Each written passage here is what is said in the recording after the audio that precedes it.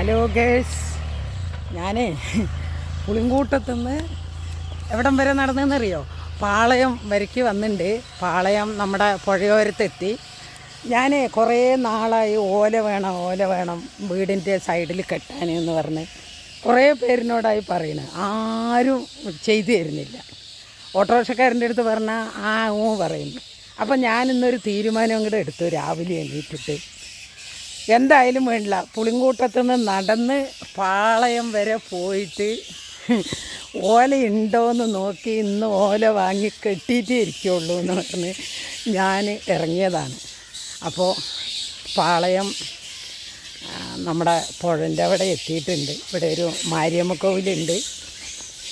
അപ്പോൾ അതൊക്കെ ഞാൻ കാണിച്ചു തരാം. ഇത് പാളയത്തെ മാരിയമ്മ കോവിലാണ്. ഞാൻ ഇത്രയും കാലമായിട്ട് അവിടെയൊന്നും പോയി തൊഴുതിട്ടൊന്നുമില്ല. ഇതാണ് മാരിയമ്മൻ കോവിൽ.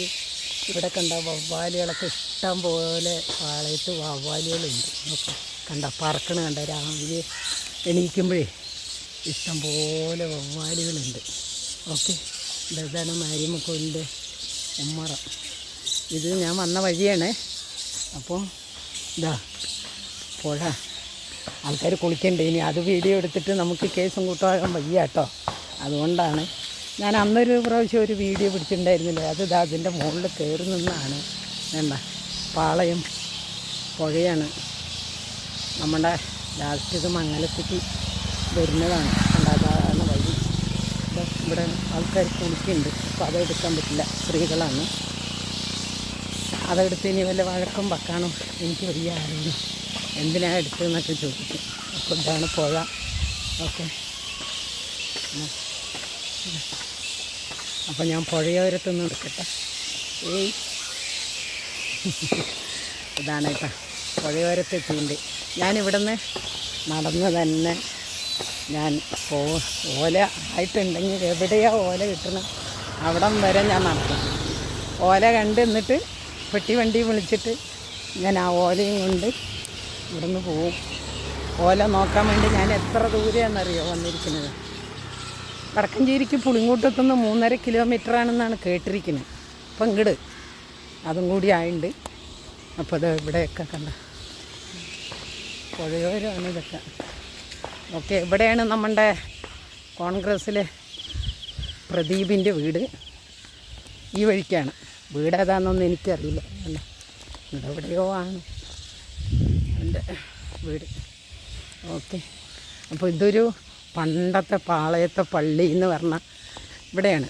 ഞാനിടയ്ക്ക് എന്താ പറയുക, പള്ളിയിലേക്ക് വന്നില്ലെങ്കിലും ഞാൻ നേർച്ച നേരാറുണ്ട് പള്ളിയിൽ എന്ന പോലെ. ഞാൻ അള്ളാഹുവിനോട് ഒന്നുകൂടി പ്രാർത്ഥിക്കുന്നു, എനിക്ക് ജീവിക്കാൻ ഒരു മാർഗം കാണിച്ചു തരണം. അത് തന്നു കഴിഞ്ഞാൽ പാളയം മയ്യത്താങ്കര പള്ളി അതാണിത്. ഓക്കെ, അപ്പോൾ ഇനി ഇവിടുന്ന് കുറച്ച് ഫ്രാൻസിസ് സ്കൂള് അവിടം വരെ നടന്നു പോകണമെന്നാണ് പറയുന്നത്. നടന്നു പോയാൽ അവിടെയാണ് ഓല കിട്ടുന്നതെന്നാണ് ഞാൻ കേട്ടത്. അപ്പോൾ എല്ലാവർക്കും എൻ്റെ ഹൃദയം നിറഞ്ഞ ഗുഡ് മോർണിംഗ് ഉണ്ട്. ഓക്കെ, അപ്പോൾ അതൊരു പുഴയാണ് കേട്ടോ.